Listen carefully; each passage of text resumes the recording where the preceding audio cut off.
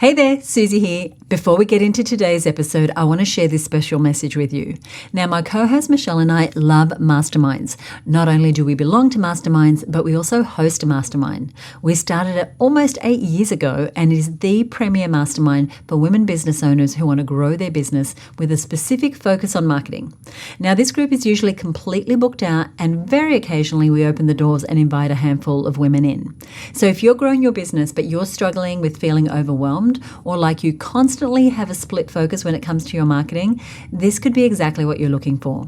We have an amazing time together, and the women in the group are extraordinary.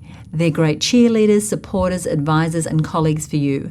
And they're also seeing extraordinary results. We see people cracking the $1 million, $2 million, $3 million mark, launching new e-commerce sites that go from $0 to $10,000 a month in sales. They're doubling their conversion rates, they're growing memberships, they're selling courses, they're growing their personal brands, and they're getting all kinds of media exposure and speaking opportunities and so much more. You can learn more about the mastermind and join the wait list over at herbusinessmastermind.com. We're going to open the doors soon, so you definitely want to be on the list to get an invitation. So head on over to herbusinessmastermind.com.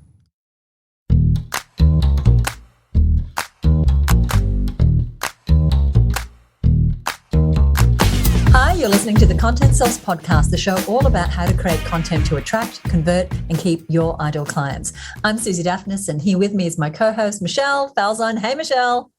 Hey, Susie. Really good to be here. So looking forward to today's topic. Yes, I am looking forward to all our topics, and I'm feeling great. I know both you and I were in the US a little earlier in the year for our respective masterminds. And, you know, it seems like so much is happening in marketing right now. And I'm just still buzzing with all the ideas from that. So much of what I kind of learned there, we've been implementing in stuff we're doing together, stuff that I'm doing with my clients, stuff that we've shared with our masterminders. It just feels, I don't know, like it's a really rich time. Something seems to be shifting. Well, there is a lot changing. And, you know, just recently we recorded the episode about AI. That's made a huge change to so many things. We'll talk more about that later. But, you know, we're 200 episodes in, but we never seem to run out of things to talk about. And the rate at which things are changing and the feedback we're getting, which is actually very relevant to today's topic, you know, what we're hearing our customers say, it's really keeping that funnel of ideas for podcasts really, really full. But like you said, so many new things happening in the world of marketing, AI shaking things up, lots of implications and opportunities on the back of that. And so more good stuff coming out about that. Yes, love being at my mastermind early in the year, not far away from going back again, actually, because the years kind of seems to be flying by. However, today we are talking about how you can write slam dunk marketing copy using your customer's own words.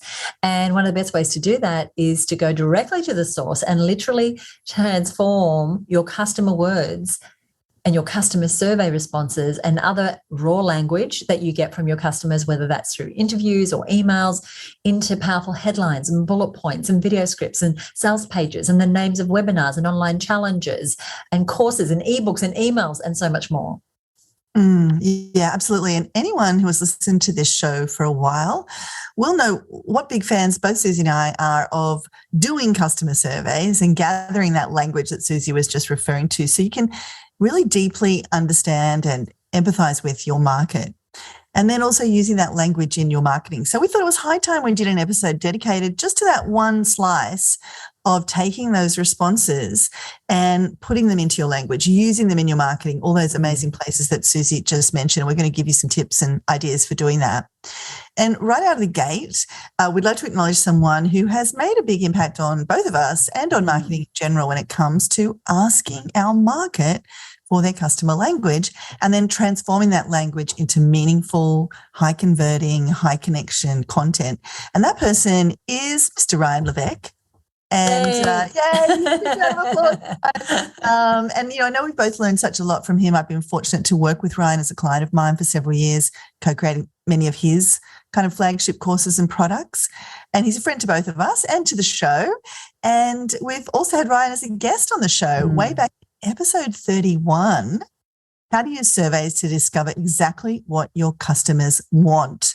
And that is still a relevant episode today. So you might want to go back and check that out to learn more about Ryan's specific approach for doing and analysing customer surveys. It's going to be a great companion piece to today's show.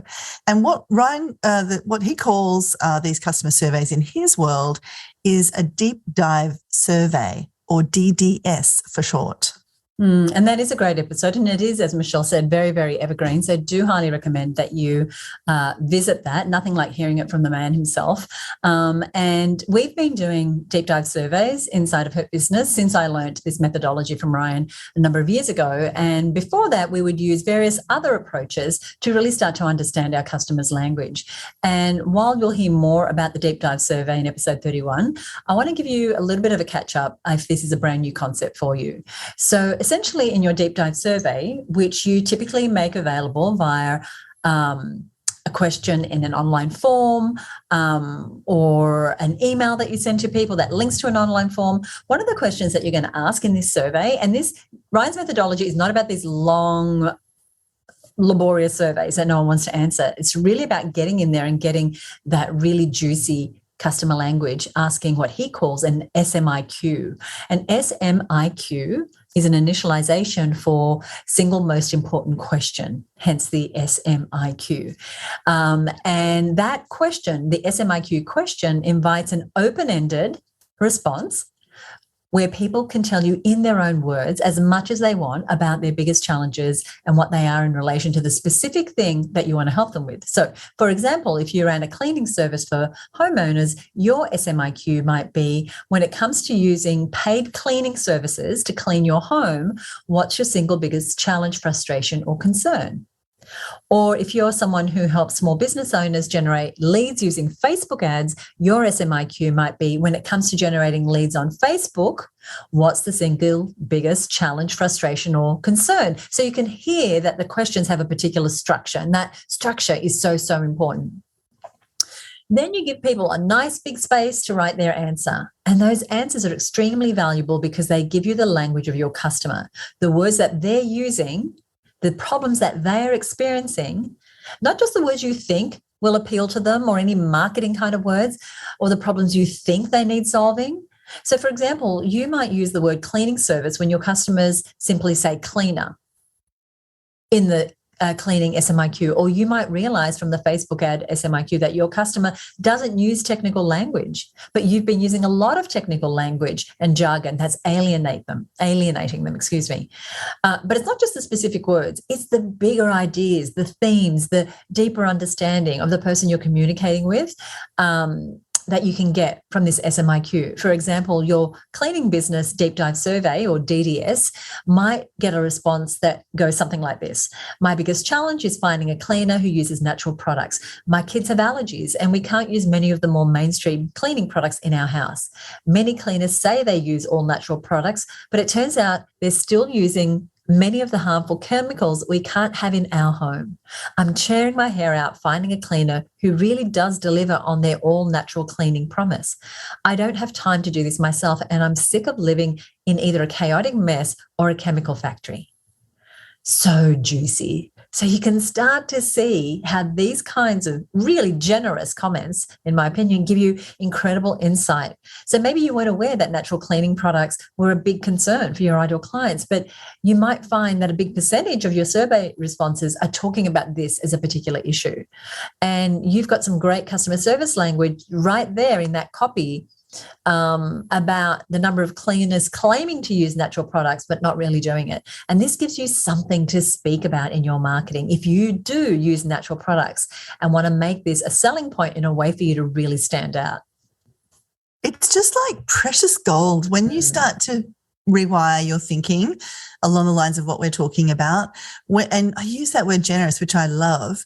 When a customer takes the time to really give you that deep, impassioned response, they're really sharing with you, this really is a challenge for me. This is making my life difficult. I'm sick of living in either a chaotic mess or a chemical factory.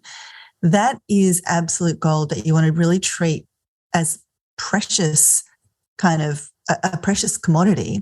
And it's so important for you to know this so that, you can start featuring the fact that you use natural products or whatever it is.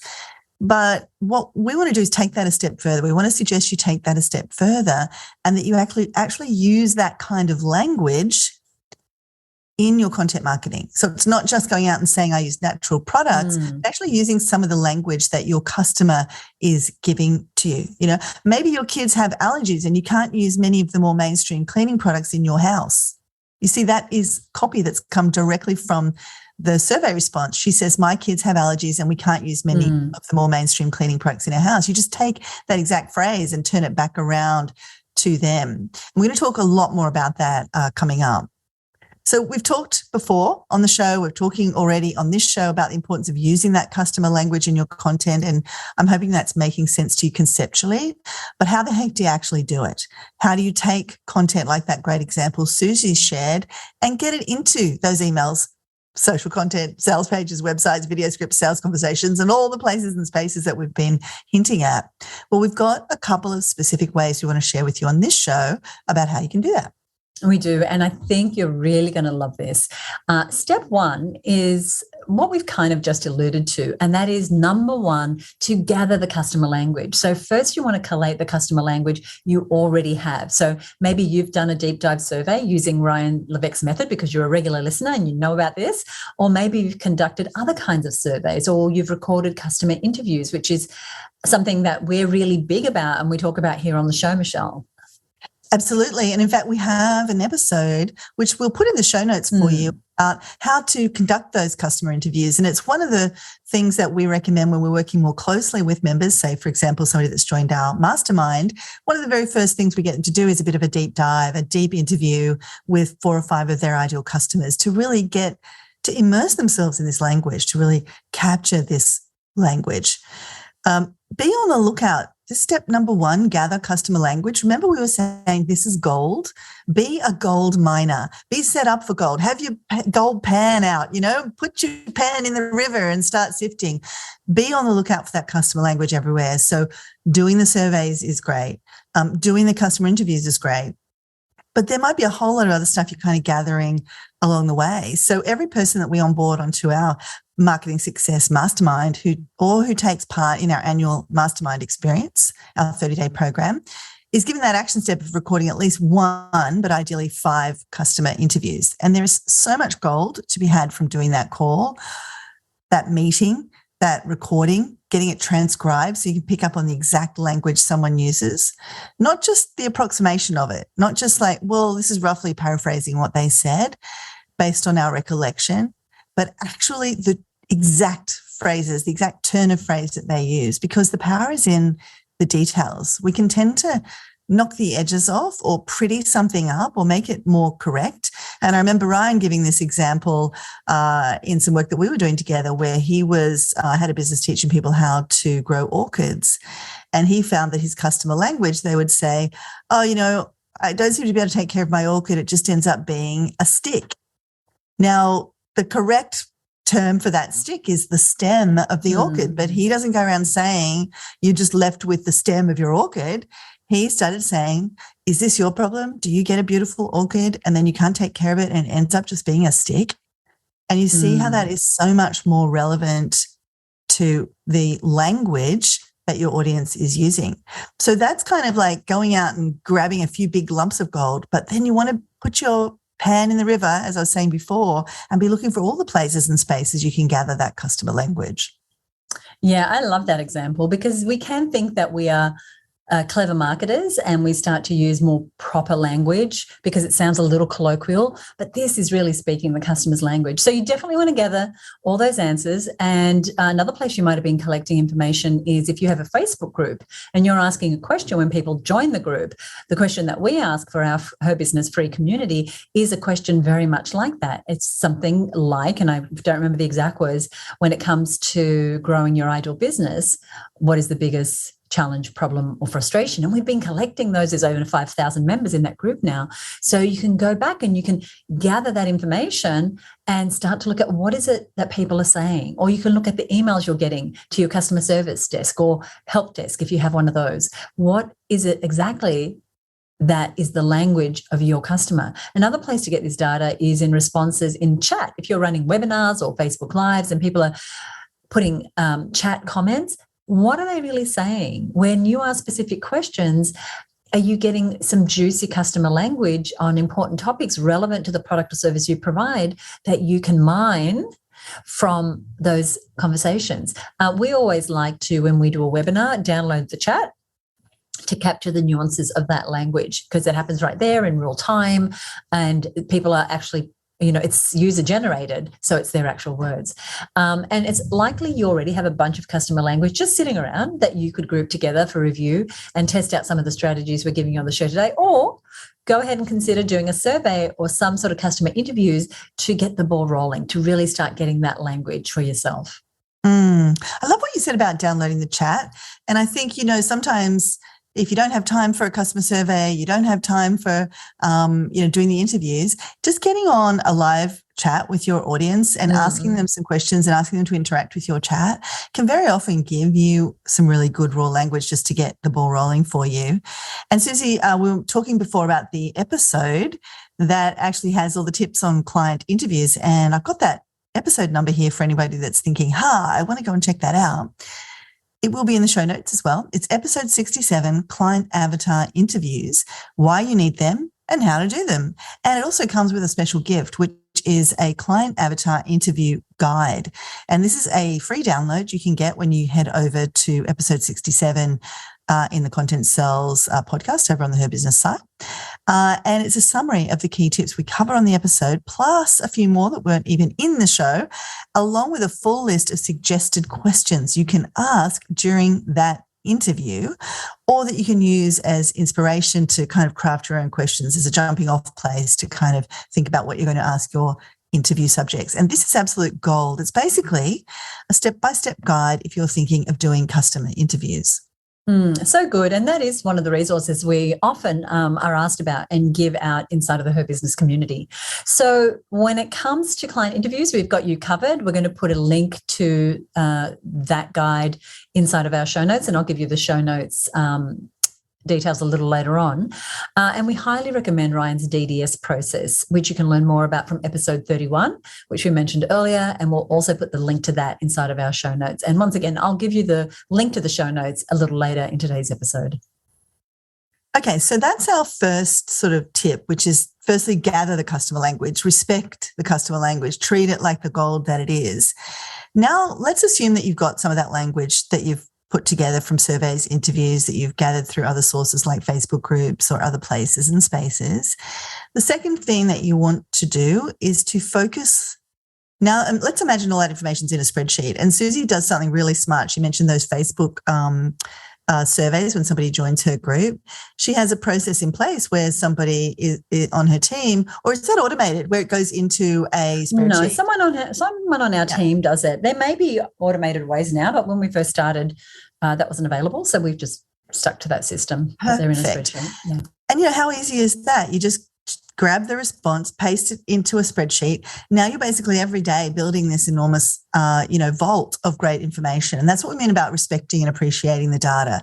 So let's imagine you've now got a spreadsheet or a number of spreadsheets where you have collated your client information, your customer language. Now is the second step, and that is to focus on the more emotive, longer responses. So why do we suggest you do that? And you can look at all the responses. I mean, it's all gold. But in a nutshell, the process is this. Once you collect your survey responses, you want to analyze that language. You're not just sort of like faced with a wall of language thinking, it's overwhelming. I can't see the forest for the trees. What do I focus on? You need this analysis step. So the first step in that is focusing on these longer, more emotive responses so you can get the most understanding and value from all this data. Now, when we look at the deepest, most passionate responses versus those one word or cursory one-line responses, those people who gave you impassioned comments, like that great cleaning example that Susie shared, where she talked about her kids and the allergies and the house is a chaotic mess, and like that person was invested. this not being able to find a cleaner who uses natural products is really bothering this person. And so the theory is they're going to be more likely to give you the deeper, more passionate response. And they're also going to be more likely to be interested in the problem that you solve and actually buying the product or service that you offer. So that is why you want to pay more attention to what they're saying versus the people who give you throwaway comments. Like somebody might have said, all cleaners are slack, or something like that. You know what I mean? What can it's kind of like, oh, they've ticked the box there. Maybe they are not that interested in solving this problem. Plus, when you focus on these deeper, more passionate responses, they're going to give you the most evocative language as well. And we saw that already in the example that Susie shared. Now, if we go back to Ryan Levesque's language, he calls these people your hyper responders. And those who are hyper-responsive have been proven generally to be more likely to buy. So if you're thinking about creating a product or you're thinking about how you're going to position a product you already have, you want to be positioning it so that the people most likely to buy from you are going to be most likely attracted to the language and product that you are offering. So once you've identified those deeper, more passionate responses, which is really the first part of that analysis, you're ready for step 3, which is to sort those responses into themes. Now, you want to go through and find phrases that you think could be interesting. We're looking for emotive words, power words, phrases that make you go, oh my gosh, that person, like we were looking at some things yesterday and somebody said something and I was like, oh, I want to help that person. You know what I mean? There's a definite need there and they're expressing themselves really in an emotional way, in an expressive way. And again, remember, we're going to be saying this all the way through the show. You want to take that exact phrase. Do not knock the edges off. Do not sanitize it. So for example, and this is real customer language, you could find things like this response I'm about to read out to you in your list of survey responses or in your list of customer language. I'm going to talk about how you use this in a bit more detail, but just to give you some context, you might have something that says, and this is maybe a survey about, how to grow your business, for example, the challenges they're having in that regard. This might be a response. Often trying to pick up business feels like you are banging your head on the outside of a huge wall and all the success is on the other side. It's like you're throwing effort after effort against the wall, never seeming to penetrate through. I mean, Susie, how emotive. It's so good. Like I get that picture. Like I am seeing that scenario in my head and I could not have made that up as marketing language. Yes. This exactly. Is someone's real experience and that's where it's gold. And, that person who is feeling that way, like, oh my God, I'm just banging my head against this huge wall and success just seems like it's on the other side. I'm on the outside of all the good things. When you can articulate that back to your audience, when people hear you sort of assessing where they're at, the problem that they're experiencing, they are far more inclined to believe you can solve that problem, even before you start talking about how you can solve that problem. So there's massive benefit in just articulating where your customers are at. So let's say you've identified all of these phrases like this. So let's say I went, oh, that's an amazing phrase. I like to copy and paste these phrases into a separate document and then kind of organize them into some big themes. So you might start to see some themes emerging. And the content I just mentioned might go into a theme around frustration or feeling on the outside of success, or not knowing, efforting, but not getting a result. We might sort of be seeing a whole bunch of comments that sort of fit into this theme. And it can be a bit messy at the start. You sort of list a whole bunch of themes. You've got a few comments under each one. But that's okay. Just start there. So the earlier cleaning example that Susie mentioned might go into a theme around natural cleaning products, for example. You might notice that there's a bunch of people talking about natural cleaning products. So you take all those comments and you group them together under this theme. You think, hey, there might be something, I might be observing a theme around natural cleaning products here. But there might be other themes that come from the answers to that same question. So on the cleaning side of things, it might be reliability. People are let down by their cleaners who say they're coming and they don't come, or they come late, or maybe it's the cost of a cleaner that's another theme. Or perhaps Breakage is a theme. People are kind of like finding, oh my gosh, the cleaners are breaking everything in my house, you know? Or it could be that they take too long, or they don't like having somebody in their home. They feel uncomfortable with people in their home. Or it could be the cleaner talks too much. There might be 10 responses that just say, I just want to get on with my work, and they keep trying to tell me what's happening on the weekend. So you look at all your responses, you group them into themes, and you start to see patterns emerging. You might be merging some things together. You might go, look, reliability and breakage. I've got like a couple of comments in each. Maybe I can group those two things together around, put it all under reliability. And sometimes it's about time showing up. Sometimes it's about trusting them with my equipment or with my valuable things, or, and then you might realize, oh, actually this theme's really about trust. And so you can sort of just play around with those themes as you start to distill them and refine them and reorganize things. So once you have the responses in your document, this new document we've created, we've copied and pasted over all of our hyper-responsive comments that are really standing out to us. We've organized them into various themes. It's time to look at this content as that raw data you can use for whatever content it is you're creating. And that's now the fourth step in the process. And the fourth step is creating content now based on the customer language and the big themes that you've just sorted, the big themes that you're seeing. So there's a couple of ways that we can do that. The first is when you are content planning. So you can use this document that you've put together as the basis for your content plan. So if you're able to plan out your content in advance, which is always a good thing, maybe you're mapping out an email sequence in follow-up to people who've opted in for your lead magnet, or perhaps you're planning out your social media content for the next year or the next quarter, or the big themes that you're going to cover in your podcast or your Facebook Lives for the year. Or maybe you're planning out your SEO strategy, or you're deciding what new courses to create this year, or what your Facebook ad strategies are going to be for driving people to your e-commerce store. Or maybe you're meeting with your copywriter or your traffic agency, like your ad agency, if you have one. You're going to want to have this document there with you so that you can be sure that you're not actually just making things up. You're actually using the actual customer language as inspiration, but also that you're not getting off track and coming up with something that you think people need versus what they're actually telling you in their own words that they actually need. So such a great resource when you're briefing someone. And so we mentioned these content plans, whether it's your advertising plan, your SEO plan, what emails you're going to do, whatever content you are planning out, keep this right at your side. It's going to be so important in helping you create that content. Yeah, and right, that's not a chore, is it, Susie? Because like when you've got this gold in this document, your content plan can kind of write itself. If you're thinking, I've got to do a Facebook Live every Monday in my business. Gosh, yes, topics are done. If you've had 20 responses, you likely have 20 great topics. If you had 200, then you're never going to need to come up with a topic again. Yeah.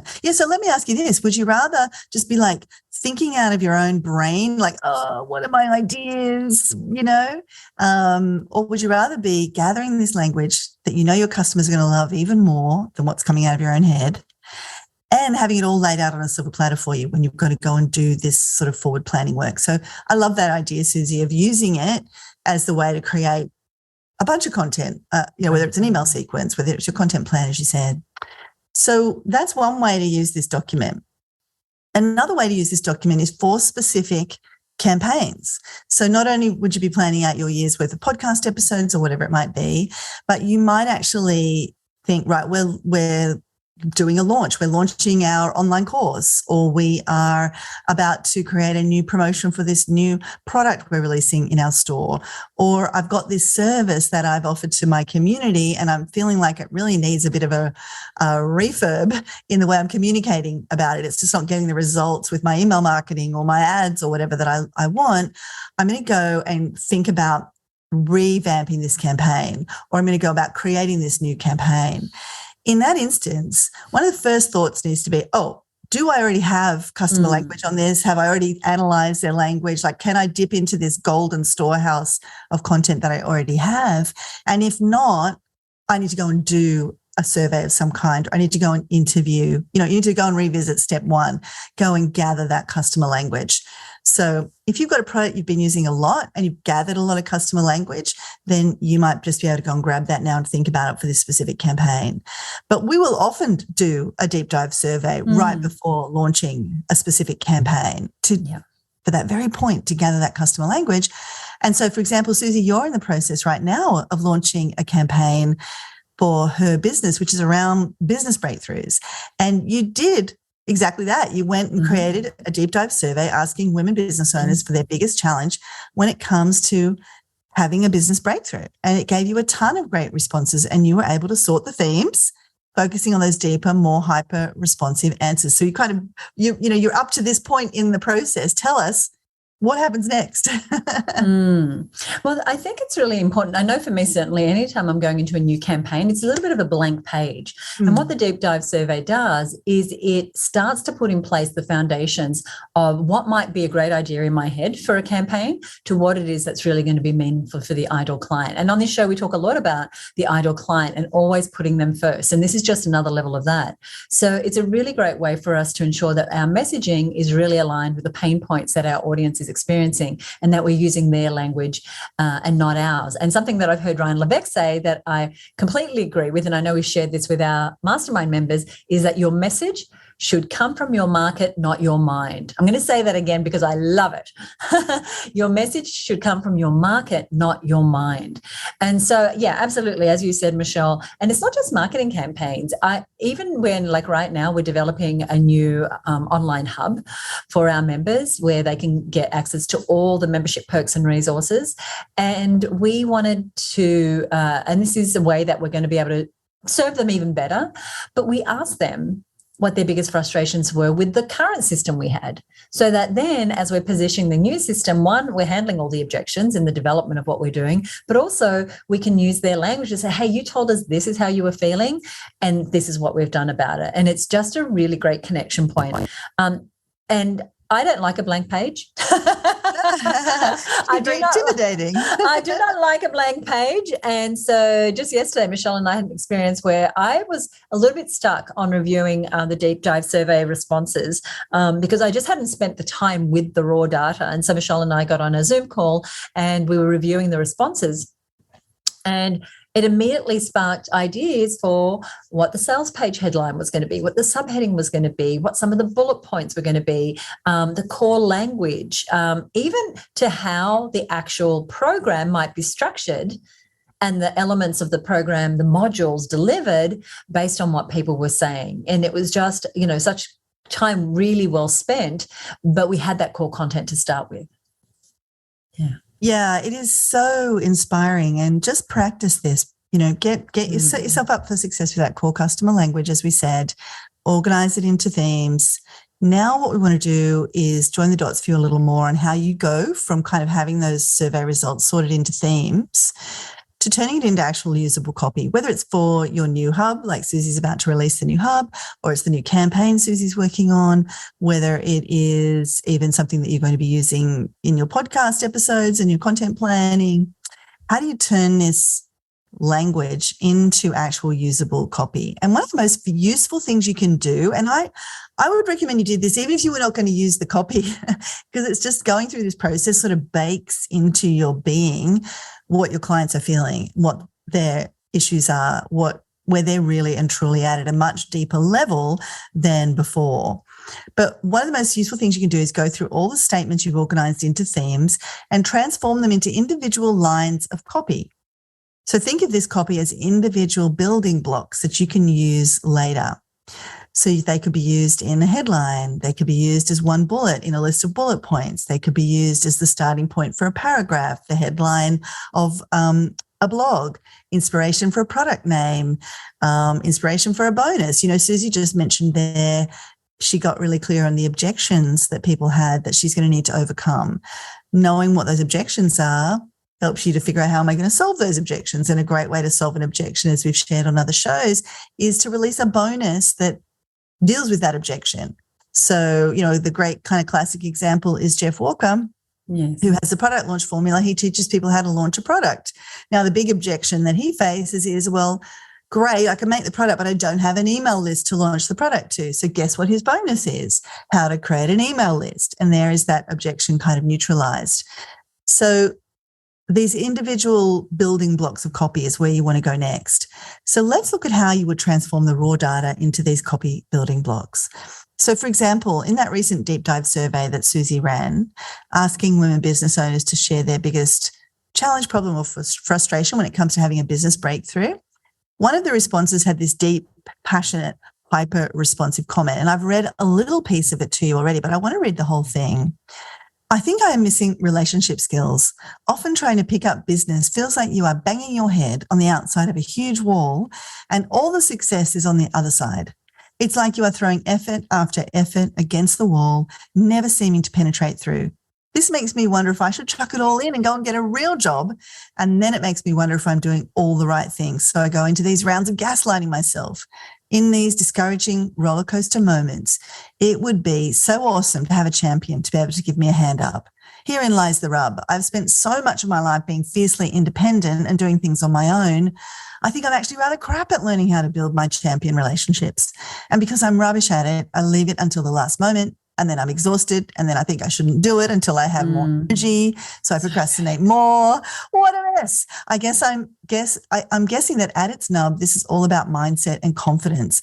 I look forward to seeing what you make of it. And Susie, like, how does that make you feel reading that? I mean, this is a customer you're passionate about. I'm going to reach out and thank that person so much for that. This is definitely a hyper responder, but I just thank them so much. And to your point, I just want to help her so much, because I've got enough information. She's been really explicit in what the problem is, very relatable, very vulnerable, and it's just touched my heart. Yeah.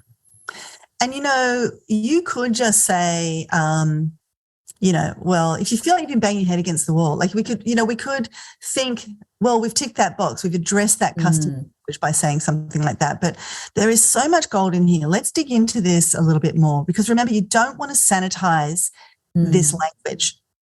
And I've observed this in myself, so I'm going to speak about it out loud in case this is something as a listener you've experienced or you're feeling right now. Sometimes when we're first doing this, we can feel a bit funny about sharing these weird phrases or using these weird words, or like the stick example. If you're an expert in orchids, you might think, well, I can't say it's a stick.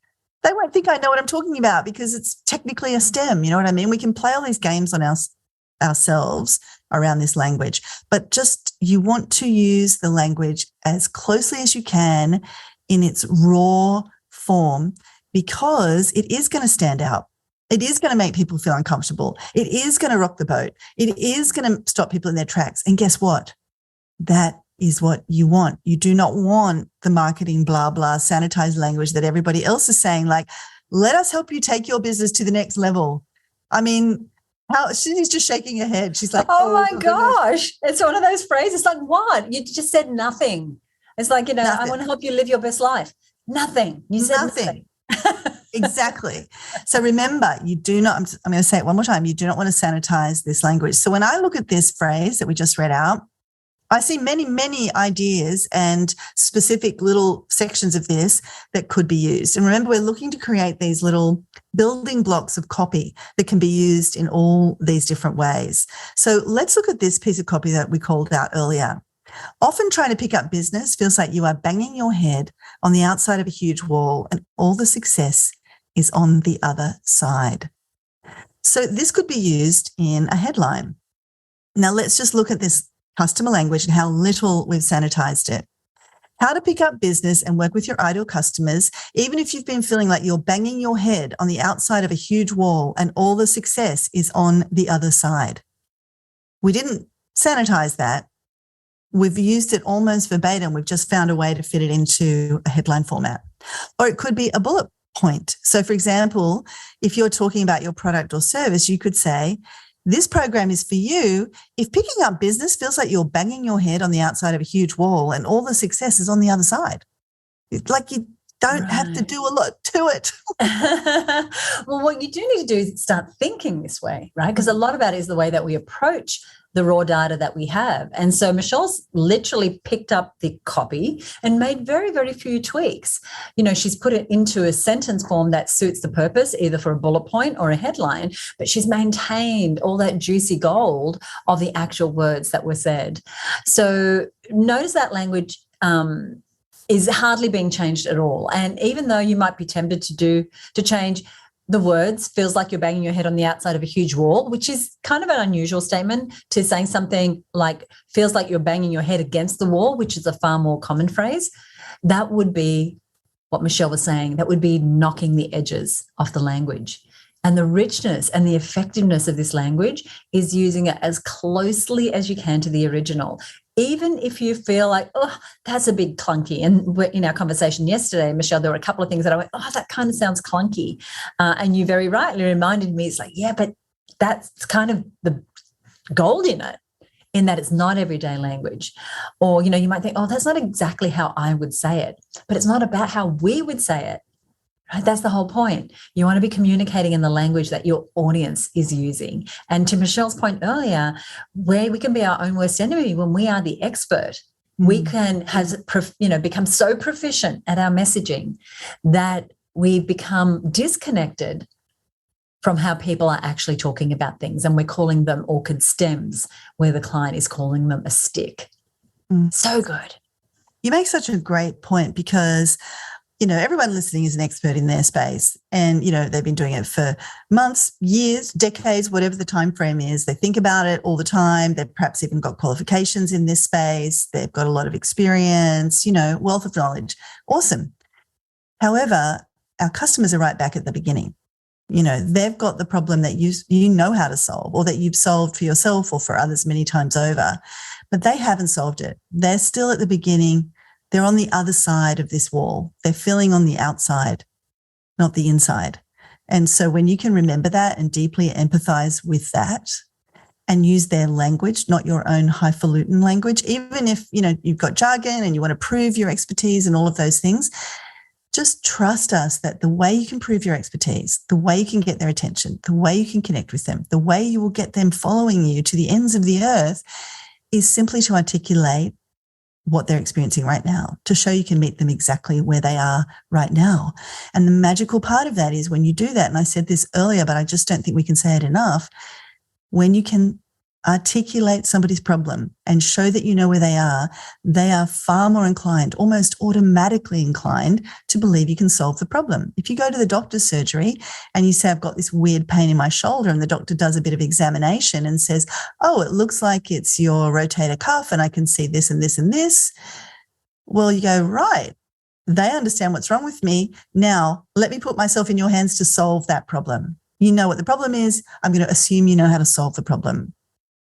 And, just to get back to what you were saying, Susie, in that specific example about maybe sanitizing the language and, feels like you're banging your head against the wall is kind of language we all hear. It sort of washes over us a little bit. But by putting in these couple of weird, clunky things, feels like you're banging your head on the outside of a huge wall, there is some juice in there. And I just want to point it out, just so if we haven't already convinced you, in that specific example, it's not just any wall they're banging their head against. It's a huge wall. Like they're feeling that this is just too big. It's just giant. And they're feeling on the outside of this huge wall. And all the success is on the other side. That's a very poignant idea. It's a very emotive and stirring idea. There's lots of emotion in this. And that's something I'm often looking for when I'm looking for really good customer language that I'm going to put into my copy. You can feel the pain and the frustration of this person, and you want to preserve as much of that as possible. And that's when we can feel uncomfortable. That's when we can feel like we kind of saying something here that's a bit indelicate or whatever. And I just want to encourage you to lean into that. In this case, you could even use this as inspiration to talk about this huge wall some more. Like it might spring some other thoughts. And it's like, yeah, it is like a huge wall. And what a barrier it can be, and how so many business owners are banging their head against this huge wall. And here's why, and here's what you can do about it. In fact, imagine if there was a doorway you could find in this huge wall that you could walk through to that other side where all the success is that you feel is being kept from you, that you feel on the outside of right now. So you can see how that one idea can open up a whole sort of thought train for you around how you can build on that initial customer language. So it can be a real inspiration for a hook. It can be a real inspiration for a whole bunch of copy that you, or a particular angle that you're going to use on your sales page or in your webinar or in your sales conversations. And then you can start thinking, well, actually, I know a bunch of my customers who've had this experience, who felt like they were just like this. They were banging their head on that huge wall. They'd tried for 5 years. They'd tried all these things and they were still on the outside of success. And here's what was the doorway for them. And so you can bring them into the equation. So it's just like, for me, it just feels like the gift that keeps on giving when we just stay true to our customer language. I love that. And that whole idea of the doorway that now becomes apparent can be a hook in itself. Mm-hmm. And you can build more content around that. The other thing I was thinking about is it's such a visual reference. Like I can see this woman, I can see this huge wall in my mind.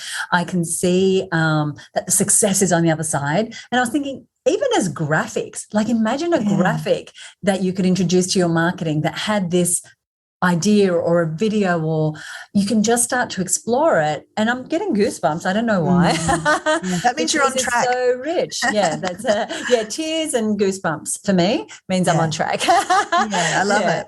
And I love using the customer's language. It does. I feel more empathetic. I feel smarter as well.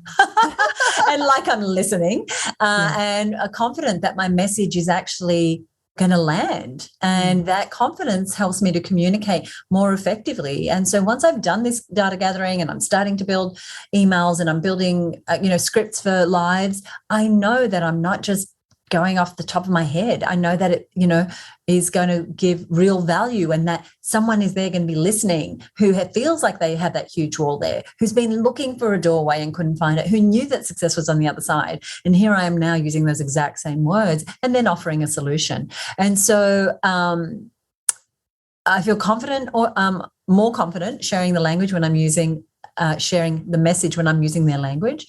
And I feel like the audience is also going to be more likely to take the next step, because they, to your point, they hear that I understand their problem and assume that I have a solution, which of course I do.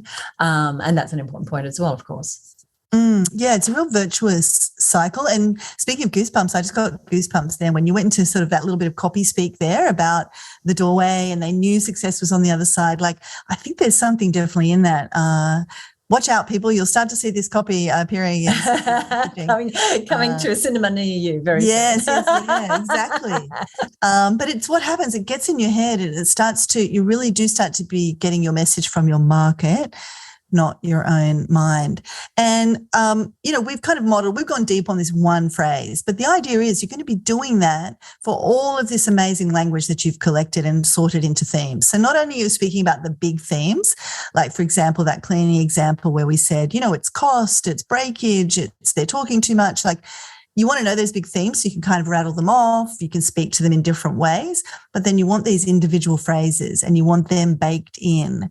And so that one response, and this, you may find this, even one response might have multiple ideas in it, like that example we just read out. So we talked about the big wall, the huge wall that people are banging their head against. The next idea that I might pull out of a sort of a hyper response like that is this phrase. And again, Susie, like you, my heart just goes out to anybody feeling this way. And I have felt this way myself, but I've never thought to express it like this in marketing copy to talk about her business network. And so I think, that's a really interesting idea. And this is this part.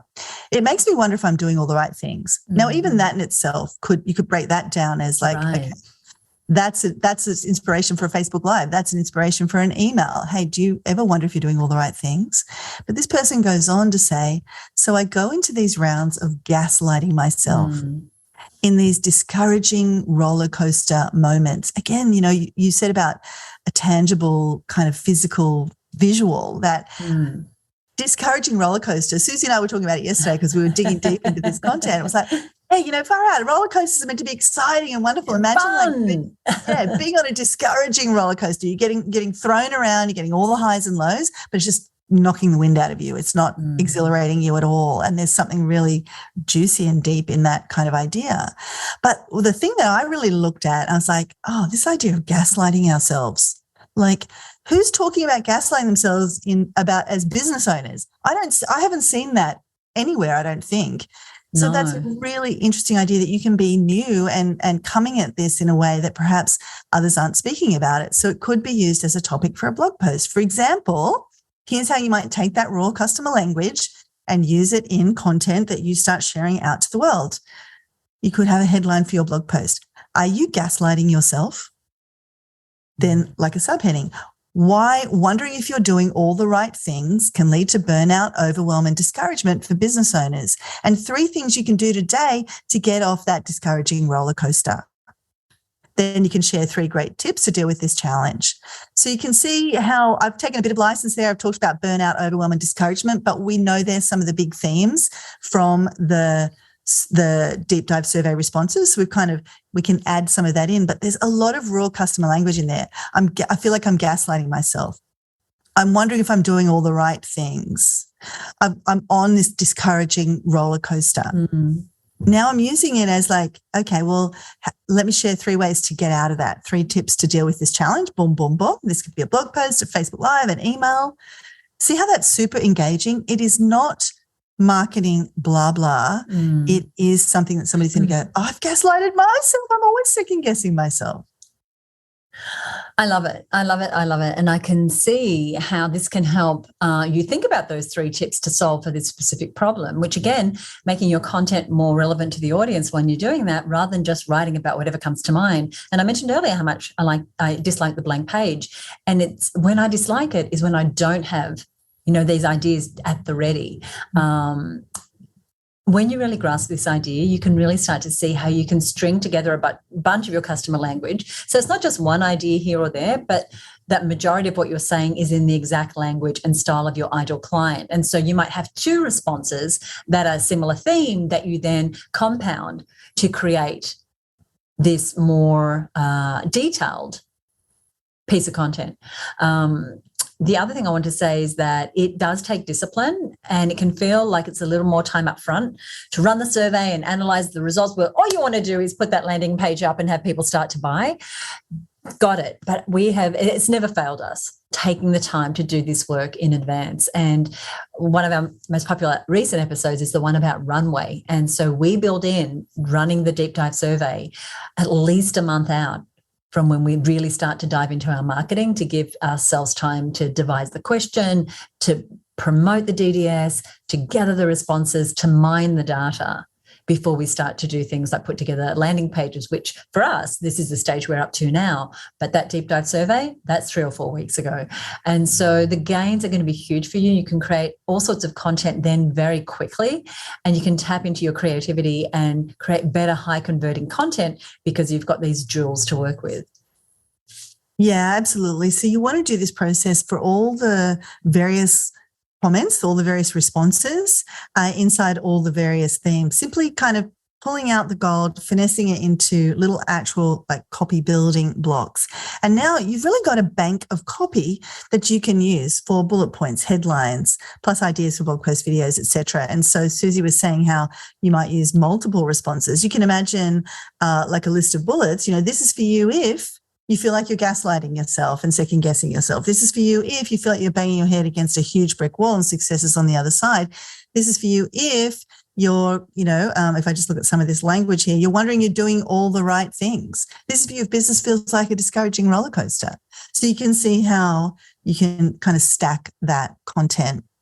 So you want to do this process, as we said, work your way through, figure out what all your content is. Now you have this fantastic bank of copy. So good. So one thing that really helps is to pay attention to the specific words that you might be seeing over and over. So, for example, in the example we've been talking about today, I noticed that a number of people use the words getting bogged down. Now, that is common language, but if multiple people are referring to this problem or challenge as getting bogged down, then that is definitely something I want to use. I love it. And, I can just see you internalizing that. So not only do you use it in written copy, but now that you know that, you do regular lives every Monday. I know that you share with your members. And so I can see that language just kind of coming into the conversation, into the vernacular, because you know that's the language that multiple people are using. Multiple people have written this down in a survey response. So there's even more of people out there who are using this language. And I'm also thinking of just around this idea of paying attention to specific words and ideas. Kat Matson from Impactful Presenters, and she is a member of the Her Business Network. She's a marketing success masterminder, and she discovered a word when she was looking at her customer language, and that word was rambling. She had multiple people telling her that they felt they rambled when asked to present. So she's really grabbed onto this word. You know, she could have gone out and said, be a professional presenter. But instead, she's really latched onto this word of rambling, and she's using it in her headlines and her Facebook ads and when she has conversations with people. So, for example, her headline for her Impactful Presenters program is "Stop Rambling or Losing Your Words and Start Speaking with Clarity, Confidence, and Impact, even if you're paralyzed by nerves or go mentally blank when put on the spot." Now, you can see that rambling word there. It's fresh, it's new, it's not marketing, blah, blah. But did you notice that there's some other language that she's taken directly from her customers' responses? Like, for example, maybe you picked up the phrase paralyzed by nerves, going mentally blank, or losing words. Now, if Kat wanted to sound uber professional, she might not say, stop rambling or losing your words. I'm losing my words. That sort of sounds like, maybe something that our kids might say. Quite elementary, yeah. Yeah, but that's the language that her audience uses. It's just so much richer. And once you get in the habit of this, once you get the confidence, once you're prepared to let that raw language, those really juicy words and phrases and turns of phrase and ideas loose in your content, you will wonder how you ever manage without it. It is such a valuable process to start to build into your marketing. And so I want to recap this process of how to convert your survey responses and customer language into copy that attracts and converts your ideal clients. Number one is to gather that customer language in the first place, and we've given you some ideas for that. Number two is to focus on those longer, more emotive responses. Number three is to then take all that information and sort it into themes. Number four is to create content based on your customer language and those big themes that you've identified by turning each phrase into an individual copy building block that you can use for a variety of purposes, from headlines to bullet points to video scripts to blog posts.